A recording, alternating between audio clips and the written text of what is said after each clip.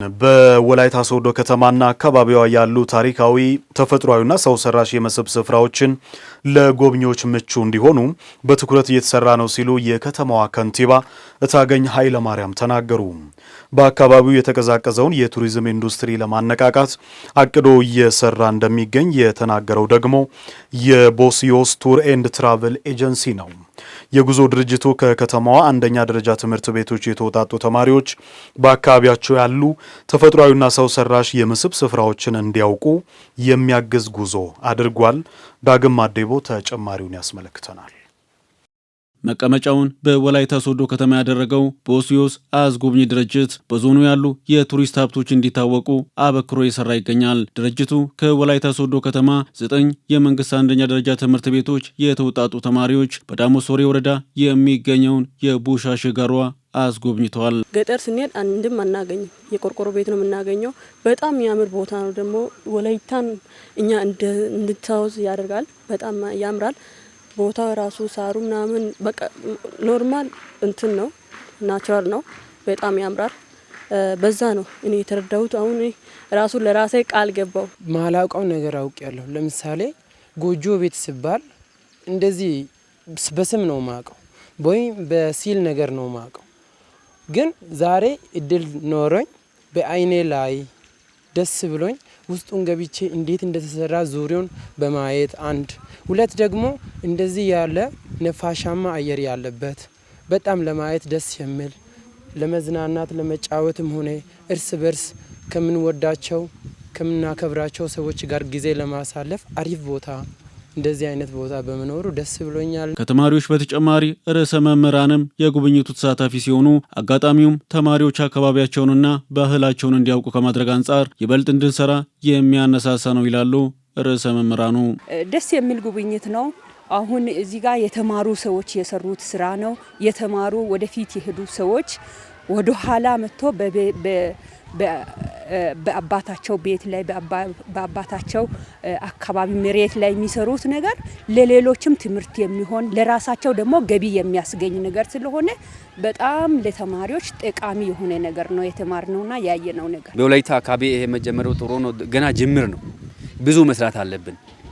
በተለይ በትምህርት ላይ ብዙ አሁን ልጆች ይሄን ያዩ ልጆች ቀጣይም ቢሆን በቃ ታሪካዊ ቦታ ጎበዝ ከሆን ቀጣይም ሌላ ቦታ ሄዳለሁ ወላይታ ብቻ አይደለም ሌላ ወጣ ብዬም ባይልም አያለው እያሉ እያሰቡ ናቸው። እንደኛም ከኛ የሚጠበቀውን ኃላፊነት እንሰራለን፣ እናግዛለን። የቡሻ ሸጋሯ ሰው ሰራሽ የመስህብ ስፍራ ታሪክን ከማስቀጠል እሳቤ የተገነባ እንደሆነም ተነግሮለታል።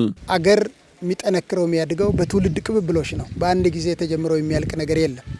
እንግዲህ በእኔ እምነት ቀደምቶቻችን ይህን የመሰለ ባህላዊ ቤት ሲያቆሙ ምንም የወሰዱት ትምህርት የለም። ትምህርታቸው የሚመነጨው ተፈጥሮን ቻሌንጅ አድርገው ለመኖር በሚያደርጉት ጥረት ነው። ይህን የመሰለ ቤት አሁን ወላይታ ውስጥ አይታይም፣ እየጠፋ ነው። በቆርቆሮ ቤት እየተተካ ነው። በቆርቆሮ ቤት መተካት መጥፎ ባይሆንም ይህን ለማጥፋት ግን ምክንያት ሊሆን አይገባም። ቦስዮስ አስጎብኚ ድርጅት በአካባቢው የተቀዛቀዘውን የቱሪዝም ኢንዱስትሪ የማሳደግ ትልም ይዞ እየተንቀሳቀሰ ያለ የጉዞ ድርጅት እንደሆነ የተናገረው ደግሞ የድርጅቱ መስራችና ዋና ስራ አስኪያጅ አስፋው ሰናዳይ ነው። ኢስት አፍሪካ ላይ አሁን ብቸኛው የመንቲያ ፏፏቴ ያለው ወላይታ ውስጥ ነው። በጣም ምንኮራበት ነው። ይሄ ለአፍሪካ ብቻ ሳይሆን ለዓለም ላይ በጣም የሚያኮራ ነገር ያለበት አይነት አካባቢ ነው ወላይታ። በዓለማችን ላይ 7 ትልልቅ ጥናቶች የሚደረጉባቸው አርኪኦሎጂካል ጥናቶች የሚደረጉባቸው ዋሻዎች መካከል ሞቼና ቦራጎን የመሰለ በጣም ትልቅ ዋሻ ያለን ግን በሚገባው ልክ ሶልድ አውት ያደረግን አይደለም። ሌላው እንዲያቅ ያደረግን አይደለምና በደንብ መታወቅ አለበት። ይሄ ሲታወቅ ቱሪዝሙ በደንብ ያድጋል። አካባቢው ላይ ያለ ከትንሽ ሻይ ከምትሸጧ ሴት ጀምሮ እስከ ትልቅ ሆቴል ምናምን ድረስ ያለው ቱሪዝሙ ላይ ያለ ሰው ይጠቀማል። ለአካባቢው ገቢ ማግኛ ምንጭም ይሆናልና ማንነታችንንም ደግሞ ማወቁ ለአሁን ዛሬ ለመጡ አይነት ተማሪዎች በደንብ ኢንስፓይሬሽን ነው የሚሆኑ። ለጎብኚዎቹ መልእክት ያስተላለፉት የወላይታ ሶዶ ከተማ ከንቲባ ወይዘሮ እታገኝ ኃይለማርያም በአካባቢው ያሉ ታሪካዊ ተፈጥሯዊና ሰው ሰራሽ የመስህብ ስፍራዎች ለጎብኚዎች ምቹ እንዲሆኑ በትኩረት እየተሰራ እንደሚገኝ ተናግረዋል። እንደ መንግስት ለናንተ ለናንተም ለሀገር ውስጥ ጎብኚዎችም ከውጭ ደግሞ መጥተው አካባቢያችን ላይ ምን አለ የሚለውን ለማየት ለሚመጡት ምቹ ሁኔታ መፍጠር፣ ለቱሪስት ክፍት እንዲሆን ማድረግ፣ አሁን ካለበት ውበት እንዲኖረው አድርጎ አሁን ሌሎች አካባቢዎች ላይ የምናያቸው ለምሳሌ ተራራን ማልማት ለምቶ ደግሞ ለቱሪስት በጣም የሚያማምሩ እንዲሆኑ ማድረግ እና የተሻለች አካባቢ መፍጠር ከኛ ይጠበቃል ማለት ነው። ስለዚህ ይሄን ወስደን አቅደን በጣም በአካባቢያችን ያሉ ጸጋዎችን ወደ ገንዘብ ወደ ቱሪስት መስህብ ለመቀየር በጣም አቅደን እየሰራን ያለነው ያቀድናቸው አሉ። ከእቅድ ባሻገር ደግሞ ተግባር ላይ ሲሆን አልቆ ማሳየት ነው ከኛ የሚጠበቀውና ለእናንተ እኛ ምቹ ሁኔታዎችን እንፈጥራለን። ከሰሞኑ በወረርሽኝ መልክ እየተከሰተ ያለውን የወባ በሽታ ስርጭት ለመከላከል ቅድመ ጥንቃቄ እየተደረገ መሆኑን የቦሎሶ ሶሬ ወረዳ ጤና ጽሕፈት ቤት አስታወቀ። በወረዳው የጤና ተቋማት አገልግሎት አሰጣጥ እየተሻሻለ መምጣቱን የገለጹት ደግሞ በሄምቤቾ ጤና ጣቢያ ያነጋገርናቸው ተገልጋዮች ናቸው። በጤና ተቋማት አንዳንድ የሕክምና ቁሳቁሶች እጥረት እንዳለ ያወሱት የጤና ባለሙያዎች አገልግሎት አሰጣጡን ይበልጥ ለማሳለጥ ግብአቶች እንዲሟሉ ጠይቀዋል። አዲሱ ተፈራ ላሰናዳው ዘገባ እድገት እስራኤል። በየዓመቱ የክረምት ወራት መገባደጃ ላይ በተለያዩ ቦታዎች የታቆሩ ውሃዎች የወባ አስተላላፊ ትንኝ እንዲራባ ምክንያት ይሆናሉ።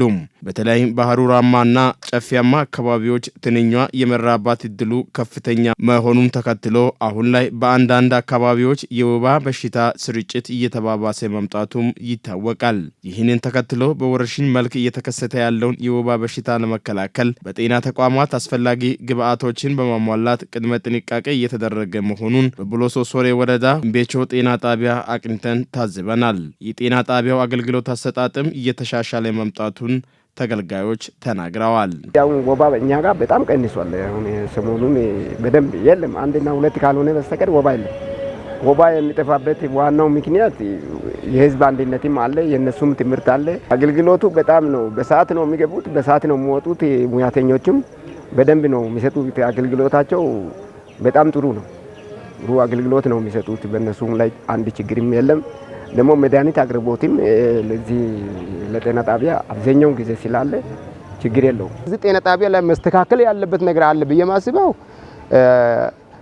ለምሳሌ ዊክንድ ላይ አንዳንዴ የሆነ መንጠባጠብ አለ። ስኳር በሽታ ህመምተኞች አሉ። እነሱ ከዚህ ወላይታ ሶዶ ሄደው አጋጣሚ ስኳር መድኃኒት የለም ከተባለ ባዶ ነው የሚወጡት። እሱ መጥቶ እዚህ መንግስት ቢያመቻች። በጤና ጣቢያው ወባና ሌሎች ወረርሽኞችን ለመከላከል መድኃኒቶችን የማሟላት ስራ ቢሰራም የሕክምና ቁሳቁሶችና የመመርመሪያ መሳሪያዎች እጥረት እንዲቀረፍ ባለሙያዎች ጠይቀዋል። ማይክሮስኮፒ ትንሽ ታስቸግራለች።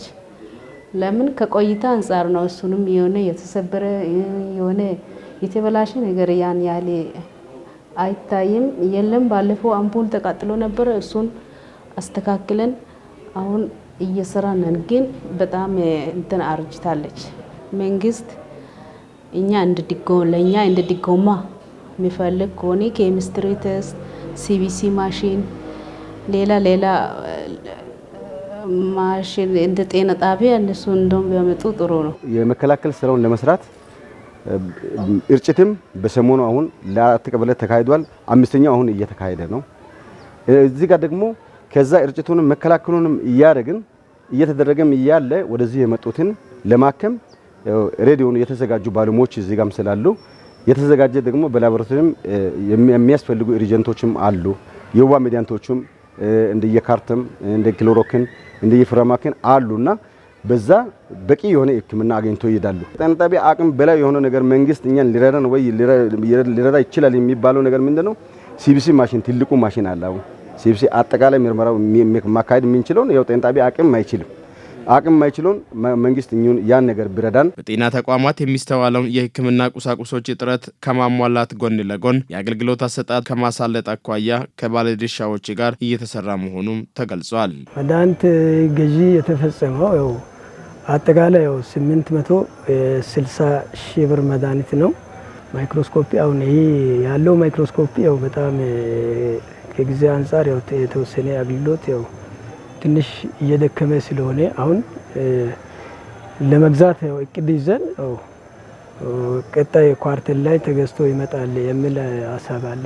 እኛ የኢንቤቾ ጤና ጣቢያ ደረጃ 2 ላይ ነው ያለው። ታይፕ ኤ ወይም ታይፕ ቢ በሚል ስያሜ ውስጥ ታይፕ ቢ ላይ ነው የሚገኘው። ለዛ ደግሞ ቅድሚያ ሰጥተናቸው አልትራሳውንድ አሁን በዚህ ሰዓት ላይ የትኛውም እንትን ላይ የሌለ አልትራሳውንድ እነሱ ጋር አለ ማለት ነው። ያንን ደግሞ ቅድሚያ ሰጥ ሌላው ለነሱ አልትራሳውንድ ገዝተናቸው ለሌላው ደግሞ መመርመሪያ ማሽን ወይ ዘመናዊ ይሄ ማይክሮስኮፕ ነው የገዛ ነው ማለት ነው። ሌላው ደግሞ ከሲቢሲ ማሽን ጋር ተያይዞ ጉዳይ እነሱንም ቀስ በተራ የማሟላት ስራ እየሰራን እንገኛለን። ተቋማት ዝምብቶ መገንባት ብቻ ሳይሆን ተቋማት ላይ መሟላት ያለባቸው ነገሮች ቁሳቁሶች አሉ። ስለዚህ ኪት ጀምሮ ያሉ ቁሳቁሶች የማሟላት ኃላፊነት የወረዳው ኃላፊነት ነው፣ የጤና ጣቢያ ኃላፊነት ነው። ስለዚህ ጤና ጣቢያው ራሱ በራሱ የሰብሰበው ራሱ በራሱ የሚገዛበት አንግል አለ። ወረዳውም ደግሞ የራሱን የያዘውን በጀት ደግሞ የሚሰራበት አግባብ አለ። በተለይ ከዚህ ከኪት ጋር ያለው ነገር ባለፈው ቦርድ ሰብሳቢ የወረዳው ዋና አስተዳደር ነው። እዛ የጤና ጣቢያ ኃላፊ ደግሞ ምክትል ሰብሳቢ ነው። ሌሎችም በዛው ልክ እዛ በተዋረደ ያለው ተገማግሞ ኢንቤቾ ላይ ያሉ የጎደሉ ነገሮችን የማሟላት ስራ እየተሰራ ያለበት ሂደት አለ። ለዜጎች የተሻለ የሕክምና አገልግሎት ለመስጠት የሚያግዙ የሕክምና ግብዓቶችን ለማሟላት ሁሉም ባለድርሻ አካላት ተቀናጅተው እንዲሰሩ ጥሪ ቀርቧል። የሴት ልጅ ግርዛትና ያለ ዕድሜ ጋብቻ የመሳሰሉት ጎጂ ልማዳዊ ድርጊቶች በርካታ ሴቶችን ለማህፀን ውልቃትና ፌስቱላ በሽታዎች እየዳረጉ ነው ሲሉ የዘርፉ ባለሙያዎች ይናገራሉ። የጤና ሚኒስቴር ከዊነንግስ ኦፍ ሂሊንግ ከተሰኘ ግብረሰናይ ድርጅትና ከጎንደር ዩኒቨርሲቲ መምህራን ጋር በመሆን በወላይታ ሶዶ ከተማ ያሰለጠናቸውን ዶክተሮችን አስመርቋል። ለማህፀን ውልቃትና ፌስቱላ በሽታዎች የተዳረጉ እናቶች የተሻለ የሕክምና አገልግሎት የሚያገኙበት አሰራር እየተዘረጋ ስለመሆኑም ተጠቁሟል። ለትርንጎ ሙሉ ዘገባ ውብሸት ጳውሎስ። በርካታ እናቶች ራሳቸውን ከዘመድ አዝማድ ከጎረቤታቸውና ከተለያዩ ማህበራዊ መስተጋብሮችም አግልለው ቤታቸው እንዲደበቁ እያደረገ ያለው ፌስቱላና የማህፀን ውልቃት በሽታ የመሳሰሉ ችግሮች በየጊዜው የከፋ ጉዳት እያደረሱ ነው። የጤና ሚኒስቴርም እንደ አውሮፓውያን አቆጣጠር በ2025 ይህንን በሽታ ሙሉ በሙሉ ለማጥፋት ያቀደ ቢሆንም አሁንም ከማህበረሰቡ ዘንድ ያልተወገደው የሴት ልጅ ግርዛትና ያለ ዕድሜ ጋብቻ ለበሽታዎቹ መንስኤ እየሆነ ነው። በተለይ ትልቁ ስራ መሰራት ካለበት የግንዛቤ ማስጨበጫ ስራ ላይ በጣም ፊስቱላን ለመከላከል መሰራት መቻል አለበት። ማህፀን ውልቃቱ እንግዲህ በአንድም ሆነ በሌላ መልኩ ሴቶች ላይ በጣም ጎልቶ ይታያል። በተለይ እንግዲህ የተለዩትን አካባቢ ይሄን ነው ብዬ ለማለት እንትን ባልደፍርም ብዙ ቦታ ጋር የማህፀን ውልቃት አለ። ይሄንም እንግዲህ በጤና ስርዓቱ የተሰጠው አቅጣጫ ሁሉም ሆስፒታሎች የማህፀን ውልቃትን በመደበኛ ሁኔታ እንዲያክሙ የአቅም ግንባታ ስራ ግብአትም ሌሎችም ስራዎች እየተሰሩ ነው ያሉት። ፊስቱላ ላይ ግን የእናቶችን ሞት መቀነስ ስንችል ከፊስቱላ ከያንዳንዱ እናቶች ሞት ጀርባ ከአንድ እናት ጀርባ ከ20 እስከ 30 የሚሆኑ የስነ ተዋልዶ አካል ውስብስብ የጤና ችግሮች ያጋጥማሉ። ከነዛ ውስጥ አንዱ ፊስቱላ ነው። ስለዚህ ይሄን ለመከላከል በጣም በርካታ ስራዎች እየተሰሩ ነው። በ2025 ብለናል እንግዲህ አሁን ያለንበት አመት በፈረንጆች አቆጣጠር ነው። 2030ንም ፊስቱላን ከሀገራችን ለማጥፋት በጣም በርካታ ስራዎች እየተሰሩ እንደሆነ መግለጽ እፈልጋለሁ። የማህፀን ውልቃት ችግር ያጋጠማቸው እናቶች የሕክምና አገልግሎት የሚያገኙበት መንገድን ለማዘመን ዊንግስ ኦፍ ሂሊንግ የተሰኘ ግብረሰናይ ድርጅት የጀመራቸው ተግባራትም ተስፋ ሰጪ ናቸው ተብሏል። እንግዲህ የጎንደር ዩኒቨርሲቲ ከወላይታ ሶዶ ኮምፕሬሄንሲቭ ስፔሻላይዝድ ሆስፒታል ጋር አንድ ላይ በመሆን የ6 ሳምንት የትሬኒንግ ሰርጂካል ትሬኒንግ ወይም ደግሞ የማህፀን ዩትረስ ፕሪዘርቪንግ ቴክኒካል ሰርጂካል ትሬኒንግን ሰጥቶ ነበረ እና ከዛ ትሬኒንግ ባሻገር ወደ 120 ሰርጀሪዎች ተሰርተዋል። በዚህ ስራ ላይ 120ዎቹም እናቶች ዊዛውት ኤኒ ኮምፕሊኬሽን እና ሪከረንስ በሙሉ ጤንነት ላይ የሚገኙ ናቸው። ይህንን ሰርጀሪ ደግሞ ትንሽ ለየት የሚያደርገው ያው ፕሪቪየስሊ የሚሰሩት ቫጃይናል ሂስቴሬክቶሚ የምንለው ፕሮሲጀር ከዛ በተሻለ ደግሞ ዩትረስ ፕሪዘርቪንግ ሳክሮስፓይነስ ሊጋመንት ፊክሴሽን ነው እየሰራን ያለ ነው። ዊች ሚንስ ማህፀናቸው ፕሪዘርቭ ተደርጎ ሴትነታቸው ዲግኒቲያቸው ተመልሶ ከዛ ባሻገር ደግሞ ስቲል አሁንም ልጆች መውለድ የሚችሉበት ማህፀናቸው ፕሪዘርቭ ስለተደረገ በዛ ቴክኒክ ነው እየሰራን ያለ ነው።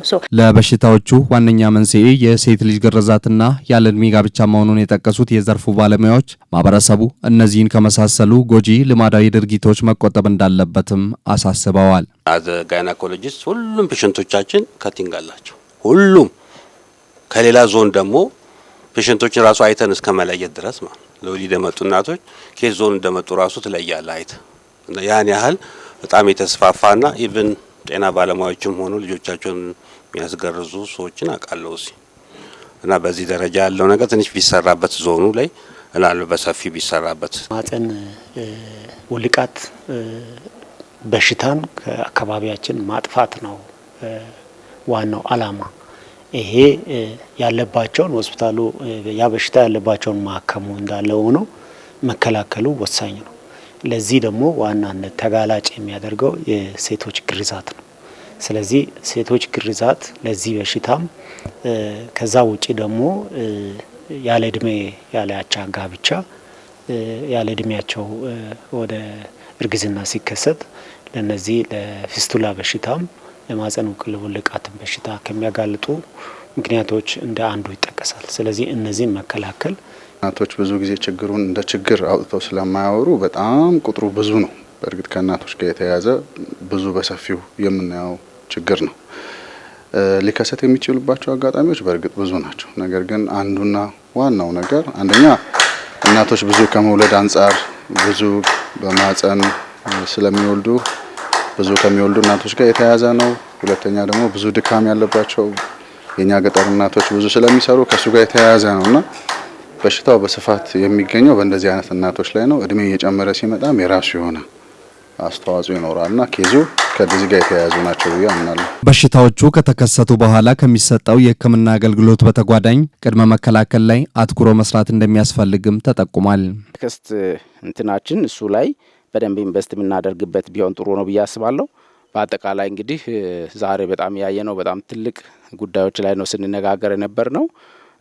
እንደ ቢሮ በየትኛውም ጉዳይ ላይ ቀጣይ ኮሚትመንት ወስደን ከስቴክ ሆልደሮች ጋር በጣም መስራት እንፈልጋለን። ወላይታ ዞን ጤና መምሪያ ምንችለውን ጥረት እናደርጋለን እንዲታከሙ። ያም ብቻ ሳይሆን አጋጣሚ ተመሳሳይ ኬዞች እንዳይመጡ ለዚህ ምክንያት የሚሆኑ እንግዲህ የተለያዩ ሴክተሮች ትምህርት ላይ፣ ሴቶች ህጻናት ላይ አጋጣሚ ከትምህርት ቤት ላይ ያሉ ወጣቶች ሴቶችን ያገቡት ያው መውለጃ እድሜ ክልል ውስጥ ያሉት እንግዲህ በተለያየ ምክንያት ነው እንግዲህ ወደዚህ ዩፒ እናቶች የሚገቡት። ስለዚህ ለዚህ አንደርላይን የሚያደርጉ ዋናው ምክንያቶችን ለይተን መስራት የሚገባውን በደንብ እንሰራለን። ዊንግስ ኦፍ ሂሊንግ የተሰኘ ግብረሰናይ ድርጅት ከጤና ሚኒስቴር ጋር በመተባበር ባስጀመረው ዘመናዊ የሕክምና አገልግሎት ለፌስቱላና ማህፀን ውልቃት ችግር የተዳረጉ 120 እናቶች የተሳካ የሕክምና አገልግሎት ማግኘታቸውም ተገልጿል።